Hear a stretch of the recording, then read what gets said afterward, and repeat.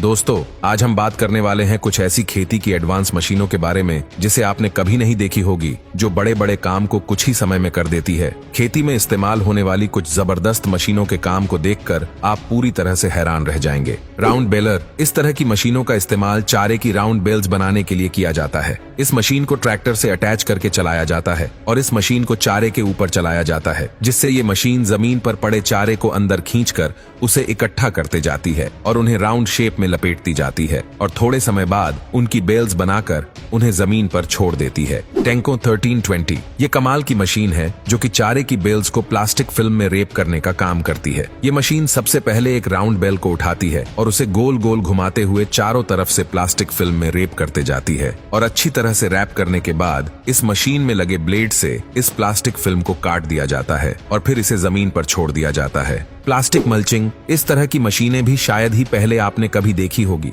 जब इस मशीन को मिट्टी में चलाया जाता है तो ये मशीन मिट्टी को प्लास्टिक की फिल्म में कवर करती जाती है और साथ ही ये मशीन इन प्लास्टिक फिल्म में होल करके उसमें लगातार बीज भी डालते जाती है। इस तरह से मिट्टी को प्लास्टिक की फिल्म में रैप करने से मिट्टी का मॉइस्चर लंबे समय तक बरकरार रहता है, जिससे फसलों को कम पानी की जरूरत पड़ती है। बिग बर्ड 747 ये ट्रैक्टर दुनिया का सबसे बड़ा और पावरफुल ट्रैक्टर है। इस ट्रैक्टर की पावर देखकर आप पूरी तरह से हैरान रह जाएंगे। ये अकेला ट्रैक्टर 10 नॉर्मल साइज ट्रैक्टर के बराबर है। इस ट्रैक्टर की हाइट 14 फीट है और इसमें 11 हॉर्स पावर का पावरफुल इंजन लगा है और इसमें पीछे की तरफ 21 प्लोविंग अटैचमेंट यानी कि हल लगाए गए हैं, जिनकी मदद से ये ट्रैक्टर महज 2 मिनट में ही 1 हेक्टेयर जमीन को फ्लोइंग कर सकता है। और हल चलाते समय जमीन पर मजबूत ग्रिप बनाने के लिए इसमें ट्रिपल टायर लगाए गए हैं। Flame wedding. इस तरह की मशीनों का इस्तेमाल खेतों में नई फसल बोने के ठीक पहले किया जाता है, क्योंकि फसल काटने के बाद उनके अवशेष और कई तरह की घास फूस जमीन में रह जाती है, तो उन्हें पूरी तरह से नष्ट करने के लिए इस फ्लेम वेडिंग प्रोसेस का इस्तेमाल किया जाता है।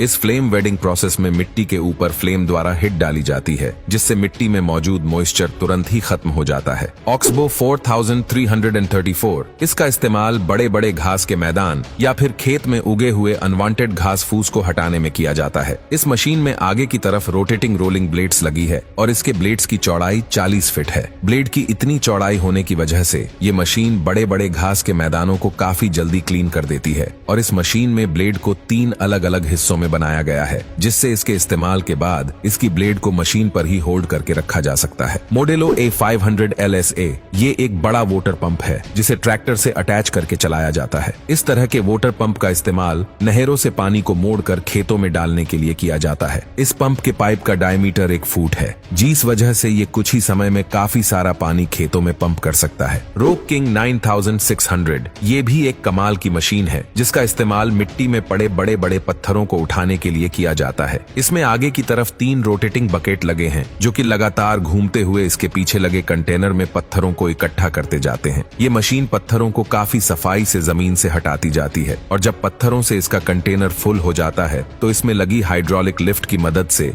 इस कंटेनर को खाली कर लिया जाता है। इंटरड्रेन विप्लो ये मशीन वाटर पाइपलाइन को अंडरग्राउंड करने का काम करती है, वो भी जमीन को बिना खोदे हुए। इस मशीन में आगे की तरफ विशेप ब्लेड लगाई गई है, जो कि जमीन को काटने का काम करती है। ये मशीन जमीन को काटते हुए उसमें हाथों हाथ वाटर पाइप डालती जाती है। इस मशीन के इस्तेमाल से काफी तेजी से पाइपलाइन को अंडरग्राउंड किया जा सकता है।